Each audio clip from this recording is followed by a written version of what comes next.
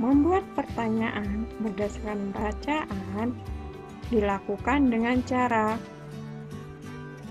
yang pertama, memahami isi bacaan terlebih dahulu.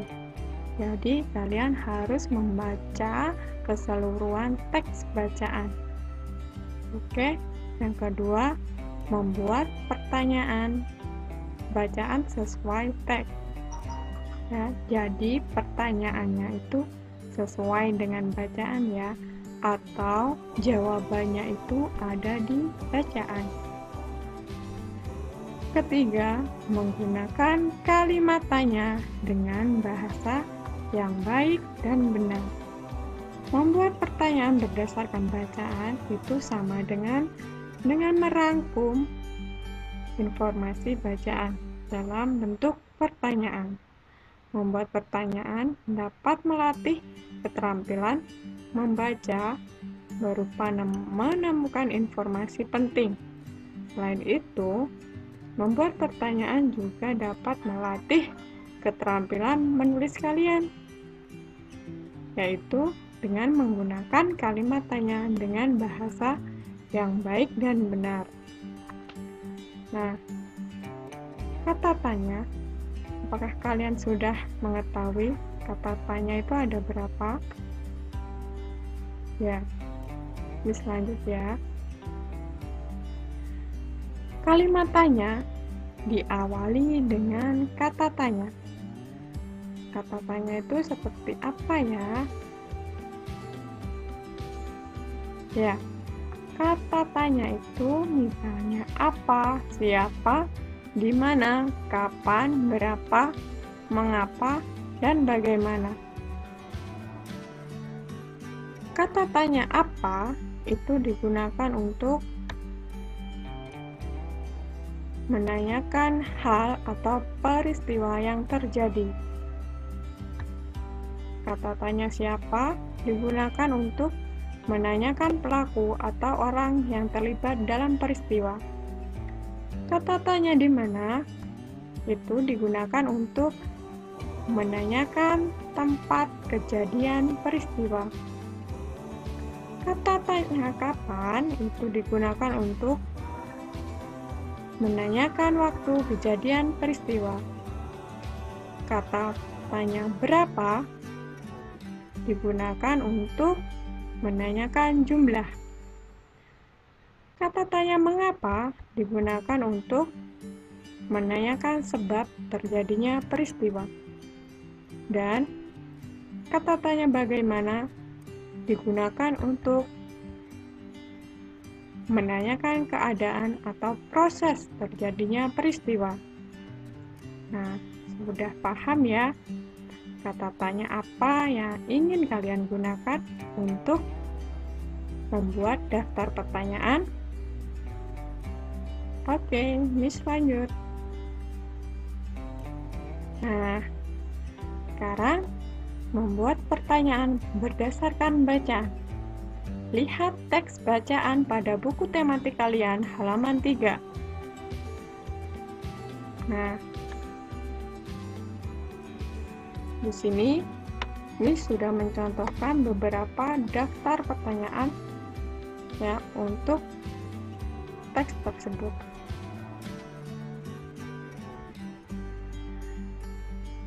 Apa makanan pokok penduduk di Indonesia?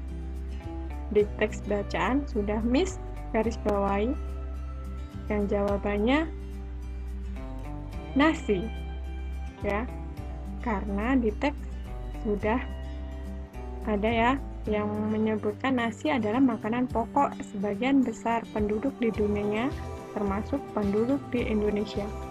Nah, itu artinya pertanyaan ini sesuai dengan teks karena jawabannya ada di dalam teks. Yang kedua, bagaimana kondisi wilayah jika ingin ditanamin padi? Nah, lihat di paragraf kedua, di situ ada bacaan tanaman padi dapat ditanam di wilayah beriklim tropis, memiliki tanah subur dan air yang cukup. Nah, bisa ya jawabannya ada.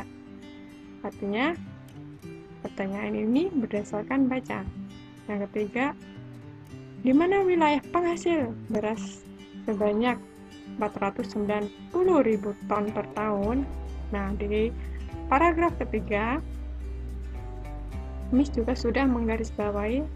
Nah, ada kan ya jawabannya, ternyata Sulawesi Selatan yang menghasilkan beras sebesar 490.000 ton per tahun.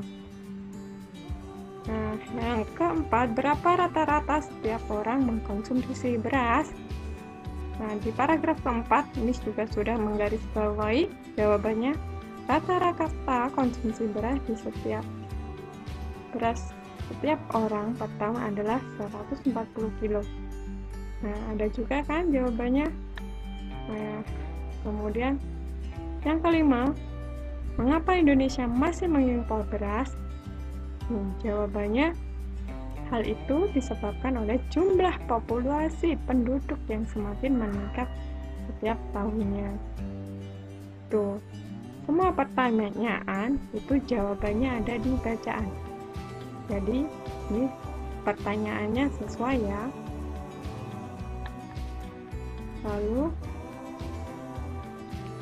ke materi yang kedua, hal yang diperhatikan sebelum, sesaat, dan sesudah wawancara. Hal yang diperhatikan sebelum wawancara apa saja? Pilihlah narasumber sesuai dengan topik wawancara. Kedua, hubungilah narasumber untuk meminta kesediaan jadwal wawancara. Yang ketiga, persiapkan daftar pertanyaan dan berbicaralah dengan santun.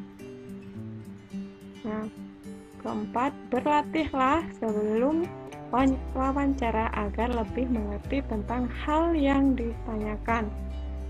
Yang kelima, berpakailah yang rapi dan sopan. Nah, ini ya, jadi kalian harus menghubungi narasumber sebelum melakukan wawancara. Kemudian tentukan jadwal bila ingin bertemu. Lalu persiapkan daftar pertanyaan. Lalu kalian melakukan latihan wawancara ya. Dan jangan lupa berpakaian ya yang rapi dan sopan. Oke, itu adalah hal yang diperhatikan sebelum wawancara. Sekarang, hal yang diperhatikan saat nih, berarti saat melakukan wawancara. Yang pertama, perkenalan diri, ya, sampaikan tujuan wawancara untuk apa. Kemudian yang kedua, mulailah dengan pertanyaan yang ringan. Misalnya kalian menanyakan hobi atau apapun itu ya. Yang ketiga, hubungkan persoalan dengan topik. Topik yang ingin kalian tanyakan itu apa, hubungkanlah. Yang keempat, gunakan panggilan yang tepat. Jadi yang sopan ya memanggilnya. Yang kelima, jangan lupa catat. Saat kalian wawancara, jangan lupa mencatat dan merekam hasilnya. Kemudian, yang keenam, dengarkan jawaban dan informasi penting dari sumber dan hindari menyela agar informasi tidak putus. Jadi, jika kalian melakukan wawancara, ya, usahakan kalian jangan memutus pembicaraan ya. Jadi, jika narasumber itu berbicara, tolong didengarkan sampai selesai. Oke, yang keempat, maksudnya yang ketujuh, hindarilah dengan mengulang jawaban dan pertanyaan yang berbelit-belit. Jangan mengulang-ulang ya. Kemudian kedelapan, catatlah informasi penting. Inti-inti dari informasi yang disampaikan narasumber itu kalian catat. Nah, sekarang hal yang harus dilakukan sebelum wawancara. Apa yang harus dilakukan? Yang pertama, mengucapkan terima kasih ya. Ucapkan terima kasih Pak, Bu, sudah meluangkan waktunya untuk kami wawancarai. Misalnya begitu. Yang kedua, meminta maaf jika selama wawancara ada hal yang kurang berkenan kepada narasumber. Dan meminta maaf, mungkin ada perkataan yang kurang berkenan di hati narasumber, jadi harus meminta maaf. Yang ketiga, mohon diri. Ya, mohon diri dengan sopan, undur diri dengan sopan. Nah, itu ya hal-hal yang harus diperhatikan sebelum, sesaat, dan setelah wawancara. Paham kan? Oke, bisa lanjutkan. Nah, sekarang ini ada contoh daftar pertanyaan untuk wawancara dengan nelayan. Nah, di sini ada narasumbernya, nelayan, dan orang yang ingin mewawancarai. Orang yang mewawancara itu sudah menyiapkan daftar pertanyaan untuk nelayan. Contohnya, siapa pemilik perahu ini, Pak? Yang kedua, pertanyaannya, apa saja jenis ikan yang Bapak tangkap? Yang ketiga, kapan waktu yang baik untuk melaut, Pak? Yang keempat, berapa kilo ikan yang berhasil Bapak tangkap hari ini? Yang kelima, mengapa tangkapan ikan hari ini hanya sedikit, Pak? Nah, semua ini pertanyaan-pertanyaan untuk nelayan. Ya, selain itu adalah kalimat tanya.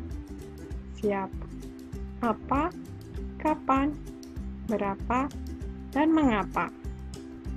Ya, berarti ini merupakan kalimat tanya. Oke? Nah, sudah sampai sini, kalian paham belum tentang membuat daftar pertanyaan? Paham ya? Oke, Miss cukupkan penjelasan materi bahasa Indonesia hari ini. Semoga bermanfaat untuk kalian. Sampai ketemu di materi selanjutnya. Bye-bye.